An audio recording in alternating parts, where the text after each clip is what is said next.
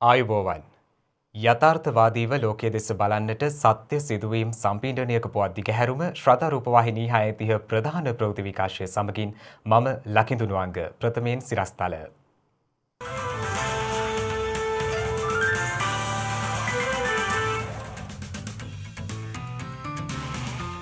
මෙරට සමස්ත කොවිඩ් මරණ සංඛ්‍යාව 250 සීමාව ඉක්මවයි. පාර්ලිමේන්තු කොවිඩ් මඩින්න අදත් PCR පරීක්ෂණ. පාක් ඇන්ඩ් රයිට් ප්‍රවාහන ව්‍යාපෘතිය අද සිට ආරම්භෙයි. ගත වූ දින 15 තුළ අයිස් මත්ද්‍රව්‍ය කිලෝ 151ක් පොලිස් අත්අඩංගුවට. දැනට ශ්‍රී ලංකාවට හෙරොයින් මත්ද්‍රව්‍ය වෙනුවට මේ ආකාරයේ මත්ද්‍රව්‍ය රැගෙනමින් පවතින බව.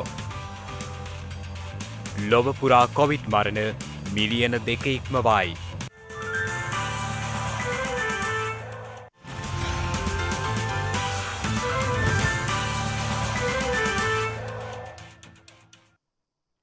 අද දිනේදී මෙරටින් නව කොවිඩ් ආසාදිතයින් 320 දෙනෙකු හඳුනා ගැනීමත් සමග මෙරට සමස්ත කොවිඩ් ආසාදිතයින් සංඛ්‍යාව 51000 සීමාව ඉක්මවා ගියා. එම සංඛ්‍යාව දැක්වෙන්නේ 51219ක් ලෙසයි. මේ අතර ඊයේ දිනේද කොවිඩ් ආසාදිතයින් 670 දෙනෙකු හඳුනාගෙන තිබුණා. අවසන් වරට වාර්තා වූ කොවිඩ් ආසාදිතයින් 670 දෙනා අතරින් වැඩිම ආසාදිතයින් සංඛ්‍යාවක් වාර්තා වී තිබුණේ කොළඹ දිස්ත්‍රික්කයෙන්. ඒ අනුව එම සංඛ්‍යාව 214ක්. සෙසු ආසාදිතයින් අතරින් ගම්පහ දිස්ත්‍රික්කයෙන් ආසාදිතයින් 116 දෙනෙක්, මහනුවර දිස්ත්‍රික්කයෙන් ආසාදිතයින් 9 දෙනෙක් සහ කෑගල්ල දිස්ත්‍රික්කයෙන් ආසාදිතයින් 52 දෙනෙක් වාර්තා වූ බවයි COVID-19 පැතිරීම වැළැක්වීමේ ජාතික ක්‍රියාන්විත මධ්‍යස්ථානය සඳහන් කළේ. මේ අතර ඊයේ දිනේදීද බස්නාහිර පළාතෙන් පිටව යන පුද්ගලයන් ආශ්‍රිතව සිදු කළ රැපිඩ් ඇන්ටිජන් පරීක්ෂණ වලින් පුද්ගලයන් 7 දෙනෙක් කොවිඩ් ආසාදිතයින් ලෙස හඳුනාගත් බව පොලිස් මාධ්‍ය ප්‍රකාශක නියෝජ්‍ය පොලිස්පති අජිත් රෝහණ මහතා සඳහන් කළා. ඊයේ දිනේදී බස්නාහිර පළාතෙන් පිටතට ගමන් කරන පුද්ගලයන් පිළිබඳව රැපිඩ් ඇන්ටිජන් පරීක්ෂාව ස්ථාන 11කදී සිදු කරනු ලැබුවා. ඒ අනුව පුද්ගලයන් 326 දෙනෙක් රැපිඩ් ඇන්ටිජන් පරීක්ෂාවට ලක් කළ අතර 7 දෙනෙක් කොවිඩ් ආසාදිතයින් බවට හඳුනාගෙන තිබෙනවා. ඒ වගේම ඔවුන්ගේ සමීප ආශ්‍රිතයින් සොයා මේ වන විට තවදුරටත් පරීක්ෂණ බුද්ධි මෙහෙයුම් සිදු කරමින් පවතිනවා. මේ අතර තවත් කොවිඩ් ආසාදිත මරණ 4ක් ඊයේ දිනේදී වාර්තා වුණා. ඒ අනුව මෙරටින් වාර්තා වන සමස්ත කොවිඩ් ආසාදිත මරණ සංඛ්‍යාව 250 සීමාවද ඉක්මවා ගියා. මෙරටින් වාර්තා වූ පළමු කොවිඩ් ආසාදිත මරණය වාර්තා වුණේ පසුගිය වසරේ මාර්තු මාස 28 වන දිනයි. ඉන් අනතුරුව පළමු මරණ 100 සීමාව ඉක්මවා යාම සිදුවන්නේ ඉන් මාස 8ක කාලයකට පසුව වන අතර දෙවන මරණ 100 වාර්තා වීම සඳහා ගත වී ඇත්තේ මාසයකුත් දින 3ක පමණ කාලයක් වීම විශේෂත්වයක්. ඒ අනුව ඉන් දින 14කට පසුව එනම් ඊයේ දිනේදී මෙරට සමස්ත කොවිඩ් මරණ සංඛ්‍යාව 250 සීමාව ඉක්මවා ගියේ. ඒ අනුව මෙරට වාර්තා වන සමස්ත කොවිඩ් ආසාදිත මරණ සංඛ්‍යාව 251ක්. මෙතෙක් දෛනිකව වාර්තා වූ වැඩිම කොවිඩ් ආසාදිත මරණ සංඛ්‍යාව දැක්වුණේ 9ක් ලෙසයි. ඒ පසුගිය වසරේ නොවැම්බර් මාස 21 වනදායි. මේ අතර නිවේදනයක් නිකුත් කරමින් රජයේ ප්‍රවෘත්ති දෙපාර්තමේන්තුව සඳහන් කළේ ඊයේ දිනේ මෙරටින් තවත් කොවිඩ් මරණ 4ක් වාර්තා වී ඇති බවයි. එම නිවේදනයට අනුව දුම්මල සූරිය, ගල්ගමුව, ගින්තොට සහ කොළඹ 13 ප්‍රදේශවලින් මෙම මරණ වාර්තා වී තිබෙනවා. එලෙස ඊයේ දිනේ වාර්තා වූ මරණ අතරට පිරිමි පුද්ගලයන් දෙදෙනෙකු සහ එක් කාන්තාවක් ඇතුළත්. මේ අතර පාර්ලිමේන්තු පරිශ්‍රයේදී PCR පරීක්ෂණ සිදු කිරීම අදත් සිදු වුණා. පසුගිය 13 වනදා කතානායක මහින්ද යාපා අබේවර්ධන මහතා ඇතුළු පාර්ලිමේන්තු මන්ත්‍රීවරුන් 15 දෙනෙකුගේ සහ කාර්ය මණ්ඩල සමාජිකයින්, පොලිස් නිලධාරීන් ඇතුළු 448 දෙනෙකුට PCR පරීක්ෂණ සිදු කළ බවයි පාර්ලිමේන්තුවේ සංනිවේදන දෙපාර්තමේන්තුව සඳහන් කළේ. කෙසේ වෙතත් මේ වන විට අදාළ PCR ප්‍රතිඵල වාර්තා නිකුත් වී ඇති අතර ඔවුන් කිසිවෙකුටත් වෛරසය ආසාදනය වී ඇති බවට තහවුරු වී නැහැ. මේ අතර රජයේ වෛද්‍ය නිලධාරීන්ගේ සංගමේ සභාපති විශේෂඥ වෛද්‍ය අනුරුද්ධ පාදනීය මහතාද ස්වයං නිරෝධායනයට යොමු වී තිබෙනවා. ඒ ඔහුගේ නිවසේ පසුගියදා පැවති රාත්‍රී භෝජන සංග්‍රහයට සහභාගී වූ වෛද්‍යවරයෙකුට කොවිඩ් වෛරසය ආසාදනය වී ඇති බවට තහවුරු වීම හේතුවෙන්. මේ අතර ගාල්ල තවලම සතිපොලේ පසුගිය 12 වෙනිදා සිදු කළ PCR පරීක්ෂණ 89ක ප්‍රතිඵල ඊයේ ලැබී ඇති අතර එහිදී කොවිඩ් ආසාදිතයින් 23 දෙනෙකු හඳුනාගෙන තිබෙනවා. සබරගමුව පළාත් සභාවෙන්ද කොවිඩ් ආසාදිතයින් 5 දෙනෙකු වාර්තා වී ඇති අතර ඉන් එක් අයෙක් එහි ආරක්ෂක නිලධාරියෙක්. මීට පෙරද ඉන් ආසාදිතයින් 4 දෙනෙකු වාර්තා වී තිබුණා.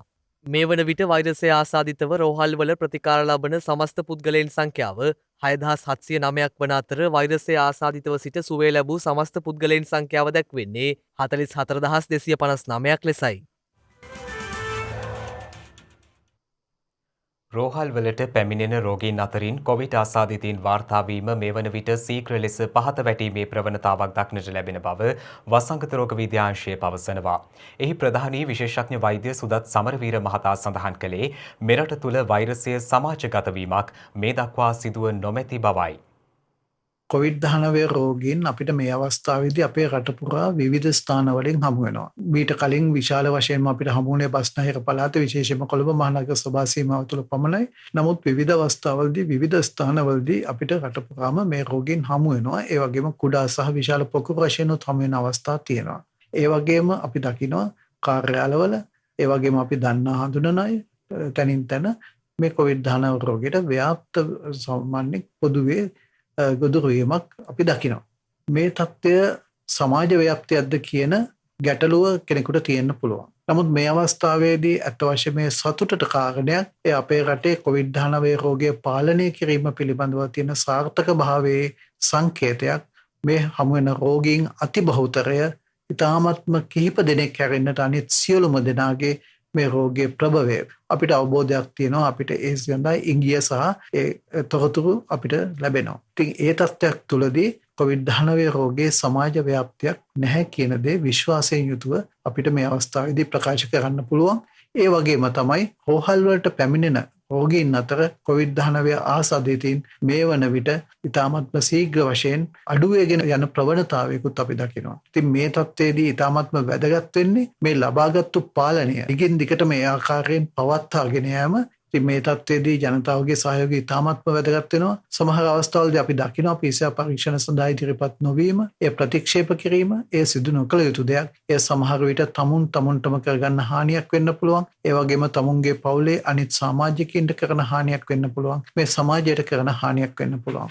ඒ නිසා මේ අවස්ථාවේදී මේ රාජ්‍ය විසින් සිදු කරනු ලබන PCR පරීක්ෂණ සහ කඩිනම් ප්‍රතිදේහ ජනක පරීක්ෂාවලදී රෝගීන් හඳුනා ගැනීමේ ක්‍රියාවලියට අපේ රටේ ජනතාව සෑම කොට්ටාශයකම සහභාගීත්වය සහ දායකත්වය ඉතාමත්ම වැදගත් වෙනවා. මේ අතර මෙරට දෛනිකව සිදු කරන PCR පරීක්ෂණ සංඛ්‍යාවේ උච්චාවචනය සම්බන්ධයෙන් නියෝජ්‍ය සෞඛ්‍ය සේවා අධ්‍යක්ෂ ජනරාල් හේමන්ත හේරත් මහතා පැහැදිලි කිරීමක් සිදු කරනු ලැබුවා. 14,000 ඉක්මවලා පහුගිය පැය 24 තුළ මේ පරීක්ෂණ කරලා තියෙනවා. මේ දිනපතා කරන මේ පරීක්ෂණ සංඛ්‍යාවේ සුළු ඉහළ පහළ උච්චාවචනයන් වෙන්න පුළුවන්.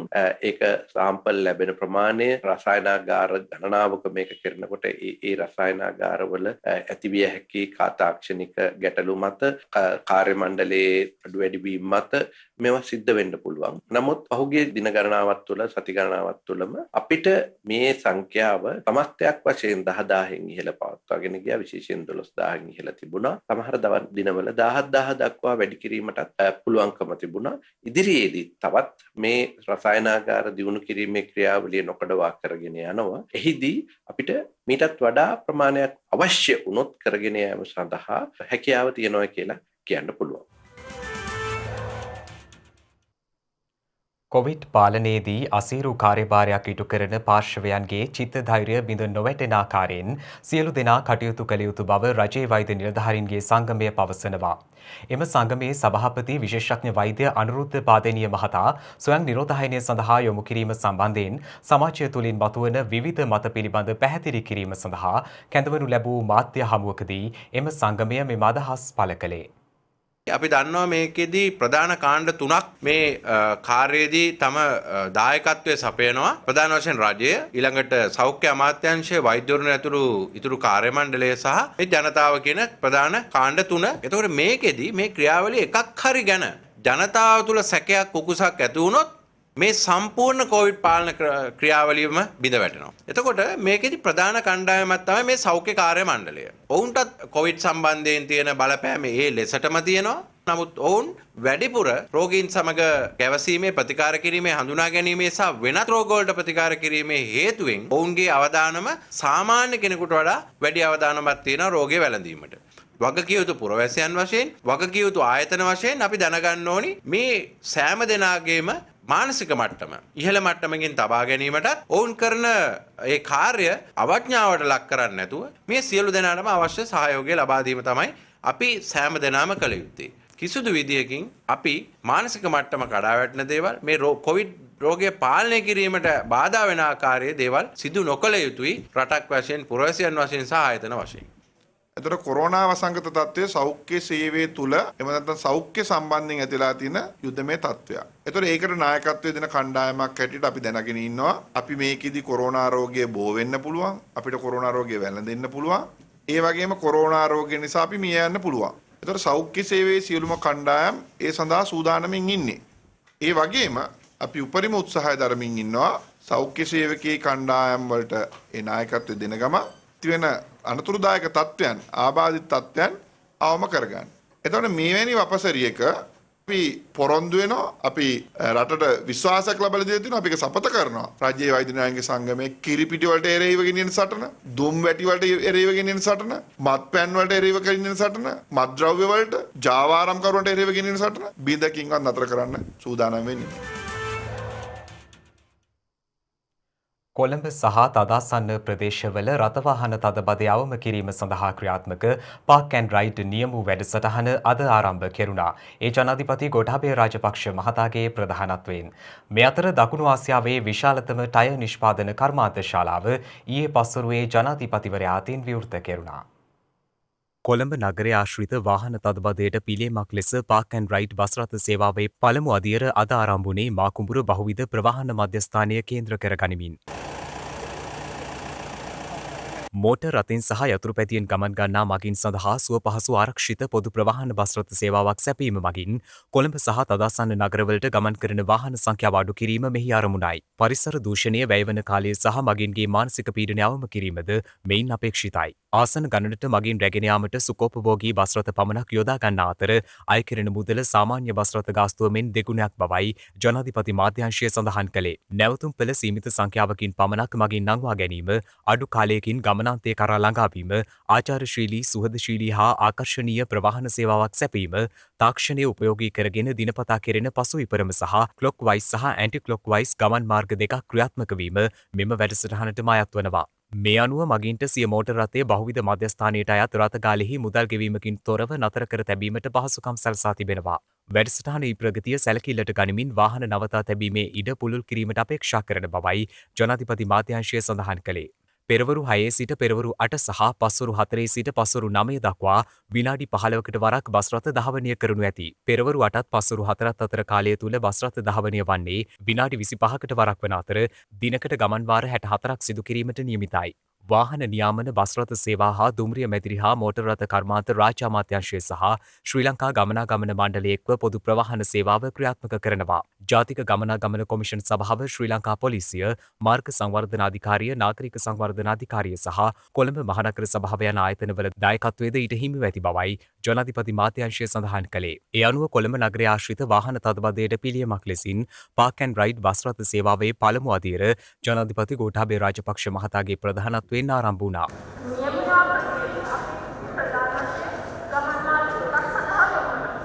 ව්‍යාපෘතිය ක්‍රියාත්මක වන ආකාරය සහ බස් රථ කාලසටහන පිළිබඳව තොරතුරු දැන ගැනීමට ප්‍රවාහන අමාත්‍යාංශය හඳුන්වා දී ඇති විශේෂ කේතය පිළිබඳවද ජනාධිපතිවරයා මෙහිදී දැනුවත් කර තිබෙනවා. නව සේවාව සඳහා යොදවා ඇති බස් රථයක ගමන් කළ ජනාධිපතිවරයා එහි පහසුකම්ද නිරීක්ෂණය කිරීමට එක් වුණා. එමෙන්ම මෙම ව්‍යාපෘතියට සමගාමීව බහුවිධ ප්‍රවාහන මධ්‍යස්ථානය ස්ථාපනය කළ ස්වයං අලෙවිහලද විවෘත කෙරුණේ ජනාධිපතිවරයා අතින්. මේ අතර දකුණු ආසියාවේ විශාලතම ටයර් සහ රේඩියේටර් ටයර් නිෂ්පාදන කර්මාන්ත ශාලාව වන ෆෙරෙන්ටිනෝ ටයර් කෝපරේෂන් පුද්ගලික සමාගම ජනාධිපති ගෝඨාභය රාජපක්ෂ මහතා විසින් ඊයේ පෙරවරුවේ විවෘත කෙරුණා. පුරණ වගවත්ත ආයෝජන මණ්ඩල කාර්මික කලාපයට අයත් අක්කර 155ක භූමියක කර්මාන්ත පරිශ්‍රය ස්ථාපනය කර තිබෙනවා. මෙම ව්‍යාපෘතියේ පළමු අදියර සඳහා කර ඇති ආයෝජන ඇමරිකානු ඩොලර් මිලියන 100ක් වන අතර යුරෝපා තාක්ෂණය සහිත ලොව නවීනතම යන්ත්‍රෝපකරණ භාවිතයෙන් මෙම ටයර් නිෂ්පාදන සිදු කිරීමට නියමිතයි. SUV රථ සඳහා විශේෂ කාණ්ඩයක්, මෝටර් රථ, යතුරු පැදි, ත්‍රිරෝද රථ ඇතුළු ලෝක වෙළඳපොළට අවශ්‍ය ටයර් වර්ග රැසක් මෙහි නිපදවනු ලබන අතර නිෂ්පාදනයෙන් 80%ක් අපනයනය කිරීමටත් ඉතිරි 20% දේශීය වෙළඳපොළට සැපීමට අපේක්ෂිත බවත් ජනාධිපති මාධ්‍යංශය සඳහන් කරනවා. සමාගමේ ප්‍රථම නිෂ්පාදන තොගය මේ මාස ඇමරිකාවට සේවාවට අපනයනය කිරීමට නියමිතයි. කර්මාන්ත ශාලාව පරිසර හිතකාමී ලෙස ඉදි කිරීමද විශේෂත්වයක්. කොස්ගොඩ ප්‍රදේශයේදී බස් රථයකින් ප්‍රවාහනය කරමින් සිටි මත්ද්‍රව්‍ය කිලෝග්‍රෑම් 18ක් සොයාගෙන තිබෙනවා. කොළඹ අපරාධ කොට්ටාශයට ලද තොරතුරක් මත මෙම වැටලීම් සිදු කළ බවයි පොලිස් මාධ්‍ය ප්‍රකාශක නියෝජ්‍ය පොලිස්පති අජිත් රෝහණ මහතා සඳහන් කළේ. අද උදැසන ගාල්ල සිට කොළඹ බලා ධාවනය වෙමින් තිබූ බස් රථයක තිබියදී මෙම අයිස් මද්‍රව්‍ය කිලෝ 18ක ප්‍රමාණය සොයාගනු ලැබුවේ. ඒ කොස්ගොඩ ප්‍රදේශයේදී සිදු කෙරුණු විශේෂ වැටලීමකදී. අදාළ බස් රථය ධාවනය කළ රියදුරු මේ වන විට අත්අඩංගුවට ගෙන ඇති අතර ඔහු බස් රථය ධාවනය කරන අතරතුර විවිධ ස්ථානවලදී මද්‍රව්‍ය බෙදා හැර ඇති බවටයි තොරතුරු අනාවරණය වී ඇත්තේ. පොලිස් මාධ්‍ය ප්‍රකාශක නියෝජ්‍ය පොලිස්පති අජිත් රෝහණ මහතා සඳහන් කළේ සිද්ධිය සම්බන්ධයෙන් වැඩිදුර විමර්ශන ක්‍රියාත්මක බවයි. මේ බස් රථය මීට සතියකට පමණ පෙර මෙම රියදුරාගේ නමට යම් පිරිසක් විසින් ලබාගෙන තිබෙනවා ගිවිසුමක් මත. නුවර තෙල්දෙනිය ප්‍රදේශයේ පුද්ගලයෙක්ගෙන් මේ බස් රථය මාසක කාලයක් සඳහා රුපියල් ලක්ෂ 7.5ක මුදලකට ලබාගෙන තිබෙන්නේ. ඒ වගේම මේ බස් රථය තවත් මාසයකින් පසුව සම්පූර්ණයෙන්ම මුදල ගෙවා ලබා ගන්නා බවට සඳහන් කරලා තියෙනවා. ඉන්පසුව මේ රියදුරාට උපදෙස් ලබා දී තිබෙන්නේ ඊයේ දිනේදී දකුණු ප්‍රදේශයේ ස්ථාන කීපයකට ගමන් කරන ලෙසට ඒ අනුව ප්‍රථමයෙන්ම කඩුව ප්‍රදේශයට ඒ වගේම සීනිගම ප්‍රදේශයට මේ පුද්ගලයා ගමන් කළා. ඉන්පසුව නැවත දැනුම් දී තිබෙනවා කොස්ගොඩ ප්‍රදේශයට පැමිණ ලෙසට. මොහු ප්‍රකාශ කරන ආකාරයට කොස්ගොඩ ප්‍රදේශයේදී මේ බස් රථයට මේ මත්ද්‍රව්‍ය තොගය ලබා දී තිබෙනවා. අද දින අත්අඩංගුවටගත් අයිස් ප්‍රමාණයත් සමග අයිස් කිලෝග්‍රෑම් 151ක් පමණ මේ ජනවාරි 1 වෙනිදා සිට මේ දක්වා අත්අඩංගුවටගෙන තිබෙනවා. මේ සිදුවීම පිටුපස ඉතාම පැහැදිලිව පේන කාරණයක් තමයි දැනට ශ්‍රී ලංකාවට හෙරොයින් නැමැති මත්ද්‍රව්‍ය වෙනුවට මේ ආකාරයේ කෘත්‍රිමව නිෂ්පාදනය කරන ලද මත්ද්‍රව්‍ය රැගෙනමින් පවතින බව. වාරිමාර්ග දෙපාර්තමේන්තුව යටතේ පාලනය වන ප්‍රධාන ජලාශ 29ක වාන්දොරටු විවෘත කිරීමට මෙවන විට පියවරගෙන තිබෙනවා. කෙසේ වෙතත් ඉදිරියේදී පවතින වැසි තත්ත්වය මත එම ජලාශවල වාන්දොරටු විවෘත කිරීමේ ශීඝ්‍රතාවය වැඩි කිරීමට සිදුවිය හැකි බවයි වාරිමාර්ග දෙපාර්තමේන්තුවේ ජල විද්‍යා හා ආපදා කළමනාකරණ අධ්‍යක්ෂ එස් සුගීශ්වර මහතා සඳහන් කළේ. මේ වන විට වාරිමාර්ග දෙපාර්තමේන්තුව යටතේ පාලනය වන ප්‍රධාන ජලාශවලින් ජලාශ 29ක වාන්දොරටු විවෘත කරලා පවතිනවා. මේ පවතින ඊසානදිග මෝසම මේ වර්ෂය අපිට ඉතාමත් සරු ඊසානදිග මෝසමක් ලැබිලා තියෙනවා. මෝසම් වර්ෂාවෙන් අපේ ජලාශවලින් සම්පූර්ණ පූර්ණ ධාරිතාවය 70%කට එහා ජල ප්‍රමාණයක් රඳවා ගන්න අපිට පුළුවන් වෙලා තියෙනවා. මේ කාරණය නිසා අපිට සාර්ථක මහකන්නයකුත් ඒ වගේම ඉදිරි යලකන්නය සඳහා සැලකිය යුතු ජල ප්‍රමාණයක් ඉතිරි කර ගැනීමේ හැකියාවකුත් පවතිනවා. ඊට අමතරව දිවයින පුරා සමස්ත තත්ත්වය සැලකුවොත් පොළොන්නරුව දිස්ත්‍රික්කයේ මින්නේරිය සහ කවුඩුල්ල ජලාශය හැරුණාම අනෙකුත් ජලාශවල වාන්දොරටු විවෘත කිරීමේ ශීඝ්‍රතාවය සැලකිය යුතු මට්ටමකින් අඩු වෙලා තියෙනවා. පවතින වැසි තත්ත්වයේ අඩුවීම මත කෙසේ නමුත් මේ වන විට දිවයිනේ ප්‍රධාන ජලාශවලින් විශාල ප්‍රමාණයක් පිරීලා පවතින නිසා ඉදිරියේදී සැලකිය යුතු මට්ටමේ වැසි තත්ත්වයක් ඇති වුවහොත් මේ ජලාශවල ගේට්ටු විවෘත කිරීමේ ශීඝ්‍රතාවය වැඩි කිරීමට සිදුවිය හැකි. ඒ කාරණය නිසා විශේෂයෙන්ම ජලාශවලින් පහළ ගංගා දෙපස පදිංචි ජනතාව තවදුරටත් සැලකිලින් සහ අවධානයෙන් පසුවිය යුතුයි. මේ ජලාශවලින් නිකුත් කරන ජල ප්‍රමාණය මත ගංගාවල ජලය ඉහළ යා හැකි නිසා ගංගාවලට බැසීම අනතුරුදායකයි. ගංගා භාවිතා කිරීම තාමත් අවධානයෙන් යුතුව සිදු කළ යුතුයි කියන කාරණය වාරිමාර්ග දෙපාර්තමේන්තුව හැටියට මතක් කරන්න කැමතියි. සාර ධර්ම සහ ගුණධර්ම වඩවන බහුවිධ පරමාර්ථ රැසක් මූලික කරගනිමින් මහනුවර මහාමායා බාලිකා විද්‍යාලයේ සිසුවියන් විසින් රචිත පොත් 2564ක් ශ්‍රී දළදා සමිඳුන් උදෙසා පූජා කිරීමේ විශේෂ වැඩසටහනක් අද පැවැත්වුණා. මහනුවර මහාමායා බාලිකා විද්‍යාලයේ 89 වන ආදිකතෘ දිනය සැමරීම නිමිත්තෙන් මෙම විශේෂ පුස්තක වන්දනාව සිදු කෙරුණා.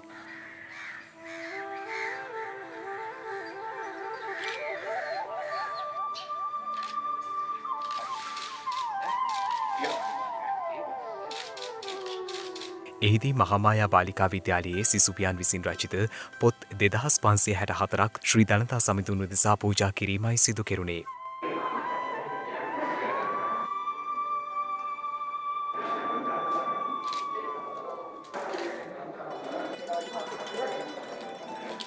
මෙම අවස්ථාව පැවැත්වුණේ අස්කිරි මහවිහාර පාර්ශවය අනුනායක අතිපූජ්‍ය ආනමඩුවේ ධම්මදස්සී නාහිමිපාණන් වහන්සේගේ ප්‍රධානත්වයෙන්.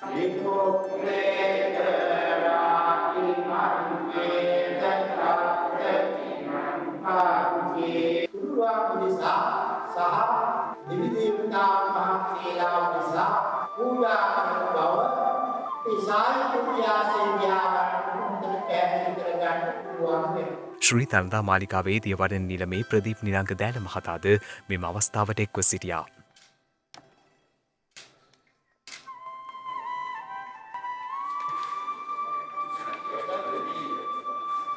මහාමායා බාලිකා විද්‍යාලයේ විදුහල්පතිනිය සහ එහි ආචාර්ය එම්.ඒ. සෙනවිරත්න මහතාගේ සංකල්පයකට අනුවයි මෙම වැඩසටහන ක්‍රියාත්මක වුණේ.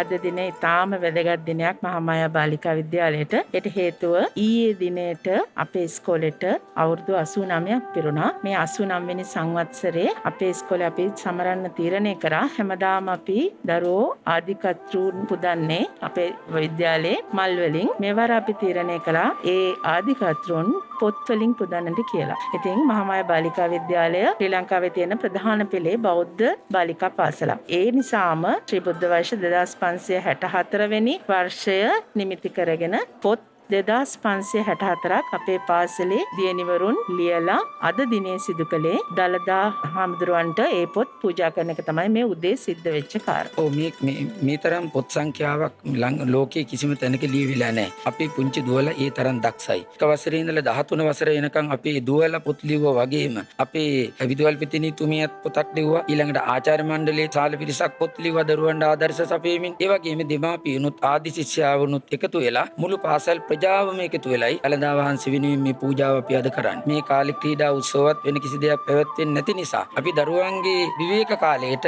අර්ථයක් ලබා දෙන්න තමයි පාසල විසින් මෙවැන්නක් සංවිධානය කරලා අපේ දරුවෝ ගෙදර ඉන්න දරුවන්ට ඒ විවේකය අර්ථවත්ව ගත කිරීම පිළිබඳ නිපුණතා සංවර්ධනය කිරීම ආරමුණු කරගෙනයි අපි මේ ව්‍යාපෘතිය දියත් කරන්නේ. දැන් සිව්දෙසින් වාර්තා වූ පුවත් කිහිපයක් සමගින් සිව්දෙස පුවත්.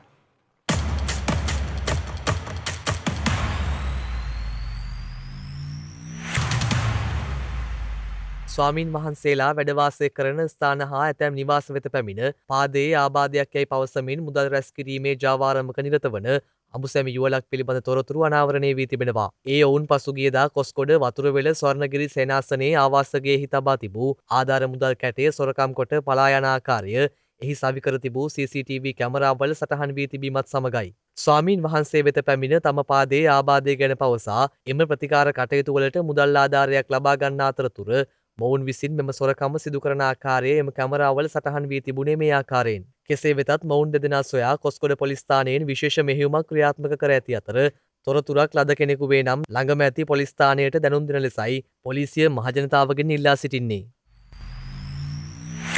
බස්නාහිර පළාතේ සහ හුදකලා කර ඇති ප්‍රදේශවල ඉරුදින දහම් පාසල් අදාළ ප්‍රදේශවල පාසල් විවෘත කිරීමෙන් පසුව එළඹෙන ඉරිදා දිනයේ සිට ආරම්භ කිරීමට තීරණය කර ඇති බව බෞද්ධ කටයුතු දෙපාර්තමේන්තුව පවසනවා. කෙසේ වෙතත් බස්නාහිර පළාතේ සහ හුදකලා කර ප්‍රදේශ හැර අනිකුත් ප්‍රදේශවල දහම් පාසල් ජනවාරි මාස 17 වෙනිදා ආරම්භ කිරීමටයි මේ වන විට සැලසුම් කර ඇත්තේ. අදාළ ප්‍රදේශවල රජයේ පාසල්ද පසුගිය 11 වෙනිදා සිට ආරම්භ කෙරුණා. කොවිඩ් ව්‍යාප්තිය හේතුවෙන් කල්ලිකුත් වූ රථවාහන දඩපත්‍රිකා සඳහා අදාළ දඩමුදල් තැපැල් කාර්යාල මගින් ගෙවීමට ලබා දී තිබූ සහන කාලය අදින් අවසන් වනවා. එහෙත් කොළඹ නාගරික රථවාහන පොලිසිය හා පොලිස් හදිසි ඇමතුම් අංශය මගින් නිකුත් කරනු ලැබූ දඩපත්‍රිකා ගෙවීම සඳහා පමණක් පෙර පැවති සහන කාලය ලබන මාස 8 වනදා දක්වා දීර්ඝ කිරීමටයි කටයුතු කර ඇත්තේ. තැපැල් දෙපාර්තමේන්තුව නිකුත් කළ නිවේදනයේ දැක්වෙන්නේ පොලිස් දෙපාර්තමේන්තුවේ ඉල්ලීම පරිදි මෙලෙස සහන කාලය දීර්ඝ කර ඇති බවයි. ඒ අනුව තැපැල් කාර්යාලවල රාජකාරී සිදු කරන වේලාව තුළදී කොළඹ නාගරික රථවාහන පොලිසිය හා පොලිස් හදිසි ඇමතුම් අංශය මගින් නිකුත් කරනු ලැබූ දඩපත්‍රිකා ගෙවීමට හැකිවනු ඇති.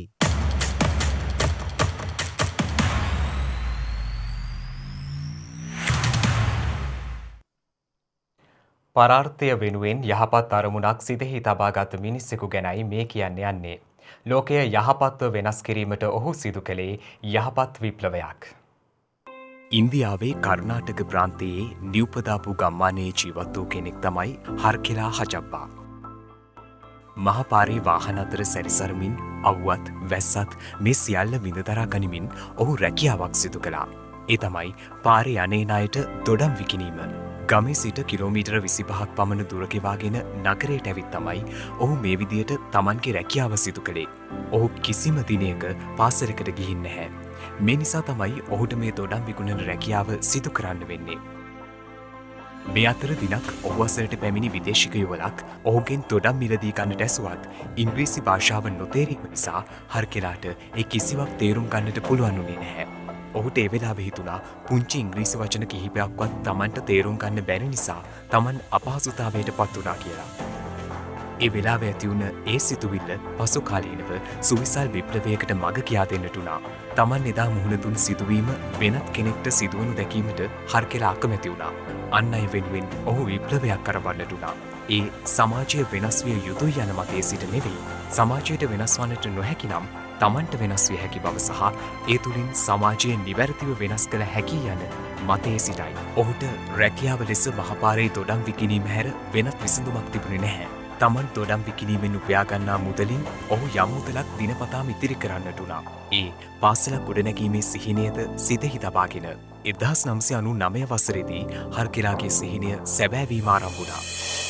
ඔහු ගිනියමේ විකුණු දොඩම්වලින් ලබාගත් පුංචි මුදල එකතුවක් ලෙසින් අවසානයේදී පාසලක් ඉදිකිරීම දක්වාම රැගෙන ගියා.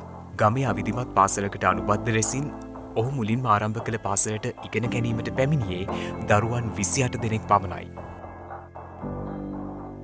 ඒත් පසුව පාසලේ සාර්ථකත්වයත් එක්ක බොහෝ දරුවන් පිරිසක් ඒ පාසල වෙත පැමිණියා.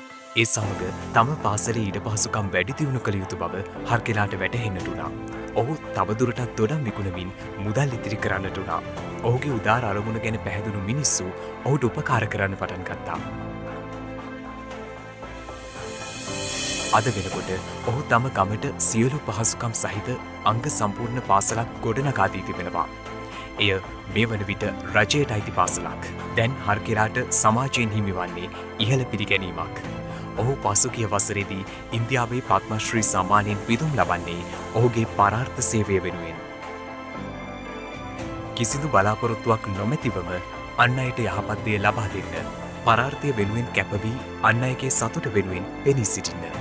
ඔබට අහිමි වූ දෙයින් අන් අයෙක් සතුටක් ලබනවා නම් ඒ වෙනුවෙන් සතුටු වෙන්න. අවසානයේ පරාර්ථය යනු සතුට අහිමියයි කියන ලෝකය තුළ ලැබිය හැකි හොඳම සතුටක්.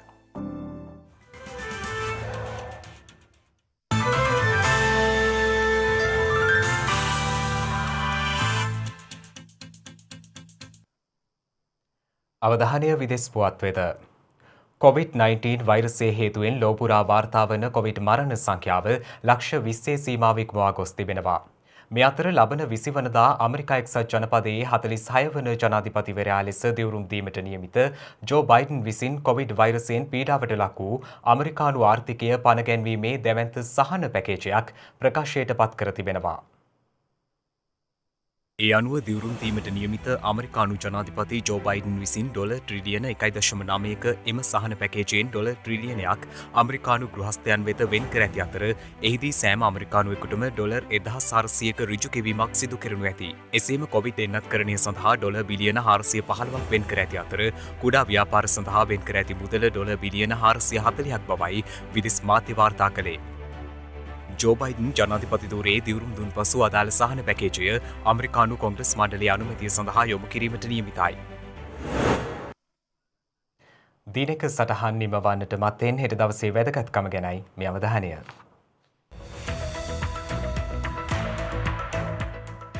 හෙට ජනවාරි මාස 16 වනදා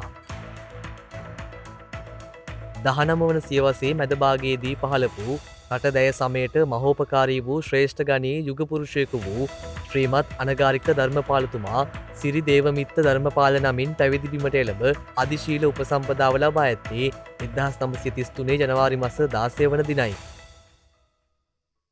ශ්‍රී ලංකාවේ පළමු පෞද්ගලික බස් සේවාව ආරම්භ කර ඇත්තේ 1920 ජනවාරි මාස 16 වන දිනයි. පළමු ලෝක යුද්ධයෙන් පසු බිහි වූ ජාතීන්ගේ සංගමයේ පළමු සැසිවාරය පවත්වා ඇත්තේ 1920 ජනවාරි මාස 16 වන දිනයි.